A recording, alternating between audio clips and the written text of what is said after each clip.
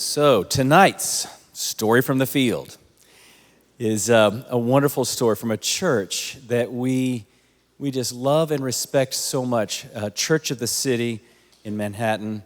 It's a church pastored by John Tyson. He's spoken at New Room a bunch. He was at the New Room Leader Gathering. He's such a wonderful friend. And a man who works very closely with him is a man by the name of Sam Gibson. And Sam leads the prayer and many other dimensions of the life of the church. And he also leads Pray NYC, which is this beautiful unity work across New York, and the Awaken Network, which is a group of churches that are just journeying together with them. And we just have found so much friendship and also just deep learning and help from what they're doing there. And I know New York City is unlike a lot of the places where most of us live, and yet the hearts of these friends couldn't be closer. And so it just is it's a great opportunity, I think, for us just to exchange and learn and really be helped and blessed tonight. So you all help me welcome Sam Gibson from New York City. Sam, come on in. There he is. All right. Now, Sam, I'm eager for everybody to hear you because they think New York, and when they hear you, they're going to hear South Carolina. So we feel at home with you here tonight. So welcome. My accent is from Southern New York. Southern New York, okay. Sam, I'd love just to begin. I think you have the opportunity from your work and your ministry to kind of have eyes on a few different places, different friends that carry a heart for awakening and revival in our day. And I would love for you just, if you could, just to put a finger on the pulse, and from your vantage point, where are we? What's Jesus doing? What's your sense of things right now as you're praying, as you're working, and as you're partnering with many people in many places? How would you characterize it? Well, thank you, David. It's just honored to be with you guys and grateful to be here. Love New Room, love what you guys are about and what you're carrying. And I would say I feel like in my years of contending and being a part of what's happening here, I'm shocked and in awe of what we're seeing. I would say inside the church, a tremendous desire for Jesus paired with a tremendous desperation.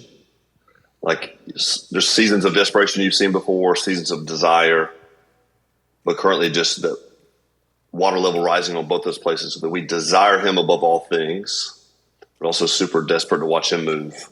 And so seeing that come together kind of as one thing, not as separate lanes, is really beautiful. I see that happening inside of church leaders, every denomination, any tradition, size, it's just there. Now, since inside the church, outside the church, the two things I'm really watching, I know David Bennett's a friend of you guys, and he's in New York with us right now. We were both talking about how we're watching this come into play, but really the two lanes I'm watching and a major thread seeing happen all over in New York, outside of New York, is basically the Abrahamic faith lines.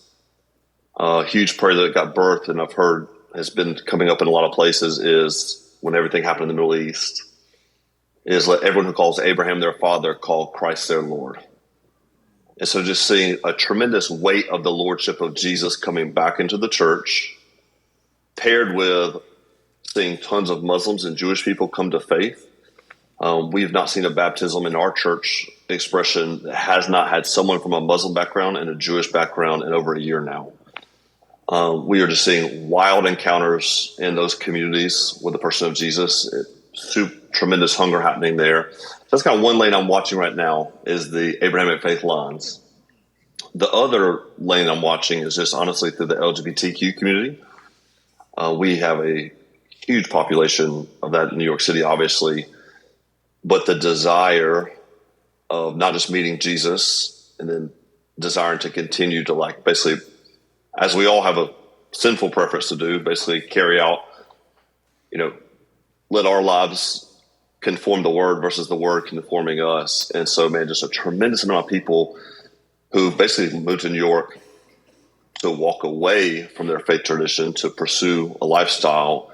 Jesus is meeting them, calling them, and they are choosing to live a life of consecrated, set apart for him. So those lines feel very different, but it's undeniable it's happening in mass. I know a lot of my friends in London are seeing the same things, hearing it happen in San Francisco, but also hearing it happen in the South as well.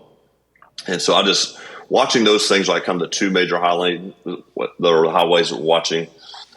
And I would just say, I think, honestly, if you're saying where we're at in what's happening, I feel like the drought is over.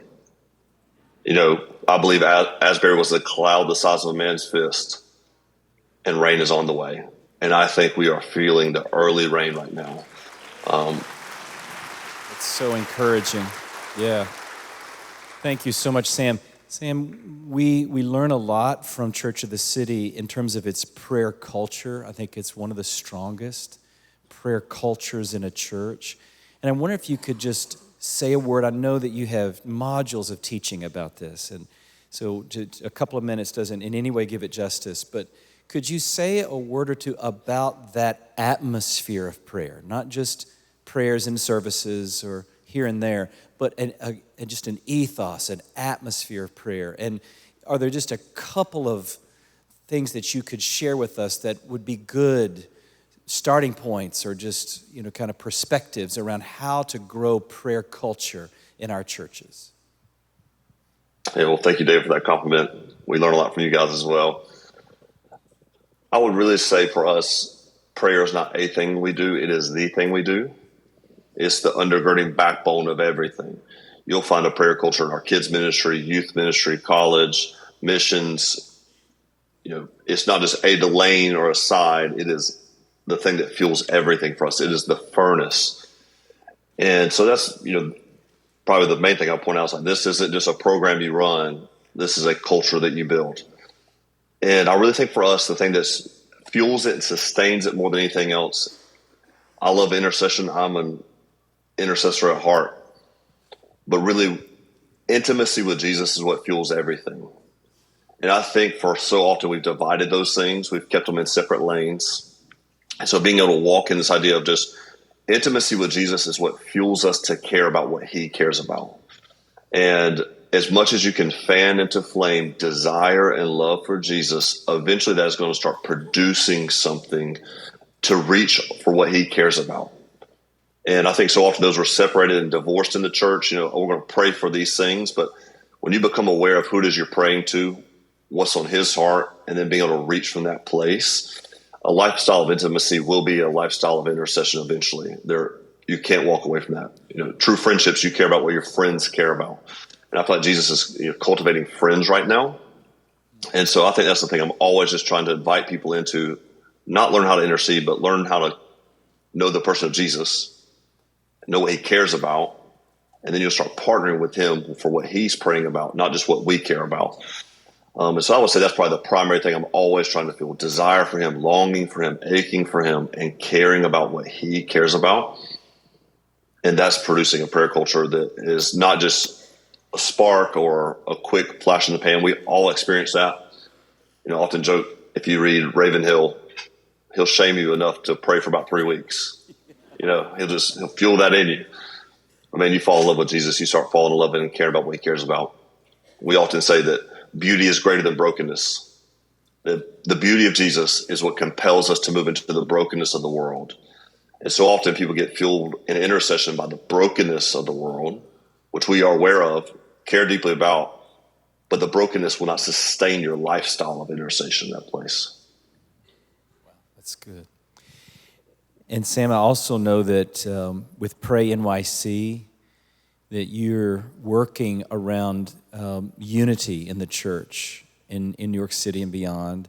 And I know how much you just show up at other people's prayer meetings all across the city. You just commit a lot of time to that. Could you say a little bit about unity work, why it matters, how you go about it? And then if I can tack this on, you just kind of roam in this question, but tonight we're focusing here around transformation of society. And I wonder if you could talk about the way you understand the role of prayer toward transformation of society. So just talk about unity, all of those things. You hear me. Just talk to us. You guys all know this, but it's good to be reminded. The kingdom moves at the speed of relationships. And so I personally think the best way to get to know somebody is to pray with them. Often we have common interests or, just friendships, whatever, but just when you share a friendship with Jesus and you can share that in communion with another, I think if you want to unify a faith community in a place, man, gathering together to pray just kind of sets aside all the things, gathers us around the person of Jesus. And it's honestly having those relationships is so encouraging. David, I know we often talk about like collaborative discernment. And I have found it so helpful to have friends in the city whenever we're experiencing something in our prayer spaces, Sunday services. I have found it's almost like Jesus starts moving over regions more than just an individual service. We've had multiple, extended outpouring windows and longer times happen. And what will happen is often I'm in those windows and I'll just text a friend of mine that leads a prayer movement in Brooklyn or Staten Island, and the same thing's happening there. And so it just strengthens you to know this is not something we're mustering, manufacturing. Oh, this is something that Jesus is currently doing right now. He's desiring to move in New York City. And like the people that are praying, you can almost sense this. It's like a radar out there that just moving around. You can say, okay, there's something here. We can all feel this. And so let's lean in a little bit. And having the mutual encouragement with one another. I think setting your face to pray. I often joke, no offense to the men in here, but I could gather 1,000 men to break up concrete in Hell's Kitchen than to pray for, an hour in a room, because we like to put our hands to things. And so when you have a shared commitment to pray together and just can sing one another's song back to each other, it's really, really powerful and potent to have people that we're just, hey, we're going to be about this. We're going to do this together, not doing it alone, because all of us, myself included, start to wane at certain times. And my faith is so fueled by people that are in our prayer spaces, but then also my friend Fernando Cabrera in the Bronx. He'll text me and encourage me, man, our prayer meeting today has just been so powerful. Just keep going, keep pressing. And so just that mutual encouragement across different lines, different traditions is so powerful. Hearing testimonies of what Jesus is doing out of it, what I shared about the Abrahamic faith lines and LGBTQ, that's not just at Church of the City. That's at most churches I know in the city. And so it's like, okay, we're not just celebrating what we're doing, we're celebrating what Jesus is doing across our city. It's so powerful.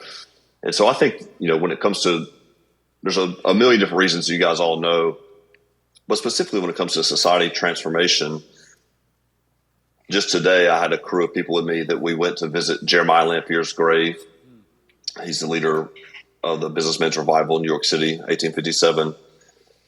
But I also love to mention while we're there, the statue of Henry Ward Beecher that's also in Brooklyn, because basically the prayer movement that's breaking forth in 1857 in New York City, at the same time the abolitionist movement says, hey, God is moving, it's time to get going.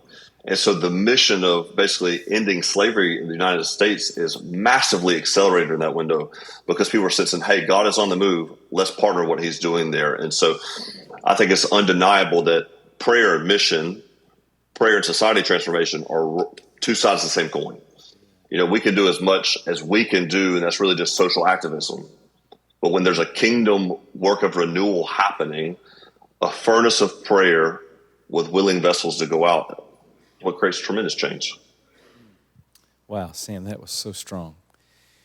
Well, we just love you and appreciate you, Sam, all that you're doing. You're such a great friend to our work, and we bless you. Love you guys. Thankful for you. Keep so going. Much. Y'all want to help me thank Sam for his time with us? Thank you.